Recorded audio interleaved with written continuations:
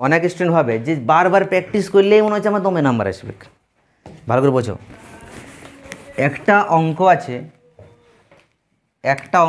একটা অঙ্ককে একটা ছেলে পুরো হার্ডওয়ার্ক ঝাড়িয়ে পরিশ্রম করে, ঠিক আছে, 10 দিনে 100 বার করলো ওই অঙ্কটা।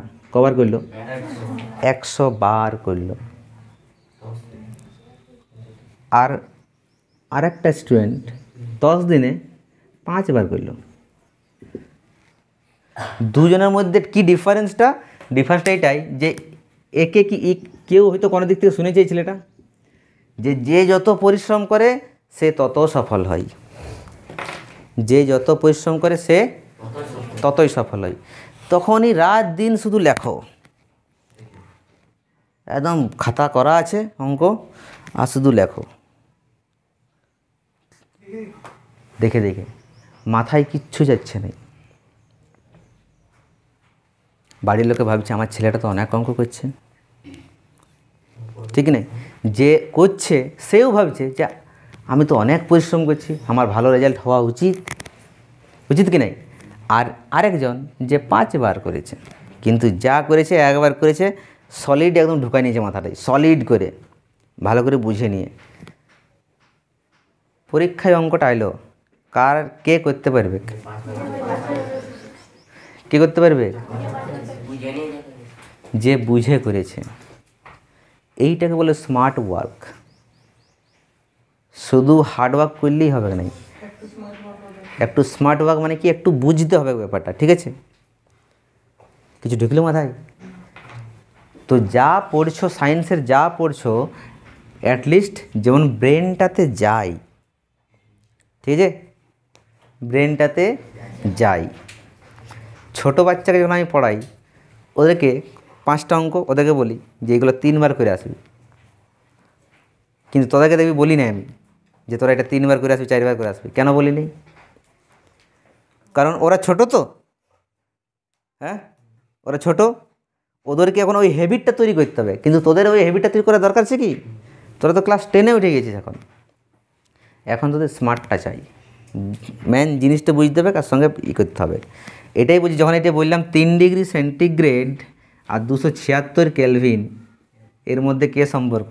তোরা বলবি স্যারে তো বলেছিল যে এই দুটো সমান। এবার এই দুটো সমান লিখে দিবি, পরীক্ষায় দিলে লিখে দিবি, কিন্তু সংখ্যাগুলো যদি আলাদা করে দিই তখনই ওটাই ভাববি স্যারে তো বলেছি এরকম কোশ্চেন হলে সমান হয়। তাহলে ধরলে এটা 5 ডিগ্রি সেন্টিগ্রেড এসে গেল আর এটা 276 কেলভিন এসে গেল, তাহলে সমানই হবে, সমান হবে। তাহলে যারা এই কনসেপ্টটা বুঝেছে তারা কি করবে? না, সমান নয়, 5 ডিগ্রি সেন্টিগ্রেডটা বড়। আর যারা ভোঁকুর মতন ওই আমার কথাটা শুনে গেছে, স্যারে তো এটাই বলেছে, আর স্যারে বলেছে মানে মিথ্যা কথা হবে কি? বুঝেছ? এই জিনিসগুলো যেমন ঠিকঠাক করে অ্যানালাইসিস করতে পারো, পার্থক্যটা বুঝতে পারো, এইটাকে বলে পড়াশোনা করা, ঠিক আছে? গাধার মতো খাটলে লাভ নাই, ঠিক আছে? গাধার মতো খাটে লাভ নাই। তুমি 100 বার প্র্যাকটিস করবে তাও করতে পারবে না, এটা হতেই পারে। আর যে 2 বার প্র্যাকটিস করবে সেই করে আসবে। কিছু বোঝা গেল? কী করতে হবে? ভালো করে বুঝে বুঝে পড়তে হবে, যেমন ঢুকে মাথাটাতে। অনেক স্টুডেন্ট কি করে আজকাল টিউশন যাচ্ছে, সব যাচ্ছে, চলো যাচ্ছে, ওই গতানুগতিক ব্যাপার। সকাল আছে, সকাল হইলো টিউশন যেতে হবে, সকাল এলো টিউশন যেতে হবে, সকাল এলো টিউশন। কত কত স্টুডেন্ট একদম যাচ্ছাতে অবস্থা এখনও হয়ে আছে, কিছু শিখলো নাই। 5 বছর ধরে হয়তো কোনো স্যারের কাছে পড়ছে, শিখলো নাই। কার দোষ? স্যারের দোষ। ওই স্যারের কাছ থেকে তো অনেক স্টুডেন্ট ভালো ভালো বেরোচ্ছে কি নেই? তাহলে ওই স্টুডেন্টটা কেন শিখলো নাই? ওই টিউশন যাচ্ছে আসছে, কি ঢুকছে মাথায় কিছু নাই। এরকম করলে মানে তোরা প্রত্যেকদিন টিউশন আসিস, প্রত্যেকদিন বুঝবি যে আজকে আমি এলাম তো কিছু শিখলাম। লেখাটা বড় কথা নয়, যে খাতায় টুকে নিয়ে চলে গেলাম সেটা বড় কথা নয়, কিছু শিখলাম কিনা, কিছু ব্রেনের মধ্যে নতুন ইনপুট হলো কিনা সেটা দেখতে হবে। কিছু বুঝে গেলো? সায়েন্সে কিন্তু তোদের ডিজিট দেখতে পাচ্ছি না, এবছর কোয়েশ্চেন তো হেরফের হচ্ছে না, নাম চেঞ্জ হতে পারে, সংখ্যা চেঞ্জ হতে পারে, প্যাটার্ন একই থাকবে, একই টাইপের কোয়েশ্চেন আসবে, কিন্তু নামও চেঞ্জ হতে পারে, সংখ্যাও চেঞ্জ হতে পারে। সংখ্যা চেঞ্জ হলে যেমন তুই করতে পারিস, ঠিক আছে? হ্যাঁ, এবছর দেখবি কত কত স্টুডেন্টের ম্যাথামেটিক্সের প্রবলেম হয়ে যায়, আমি কেন বলে দিচ্ছি। কত কত স্টুডেন্ট পকেটে ঢোকায় নিয়ে যাই, পকেটস্থ, বুঝতে পারছিস? সেইগুলো কী হবে বলতো, বই থেকে হুবহু টুকে নিয়ে চলে গেছে। ওই জন্যই তো কোশ্চেনগুলো চেঞ্জ করে দিচ্ছে নাম্বারগুলো। এবারে ছেলেগুলো কী করবে, ওইটাই টুকে দেবে কি, ওই যে 1 লাখ, যেখানে 1 লাখ টাকা সেখানে 5 লাখ টাকা দিয়ে দিয়েছে।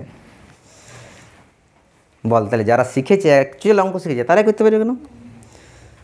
এই জন্য অ্যাকচুয়ালভাবে শিখতে হবে, ঠিক আছে?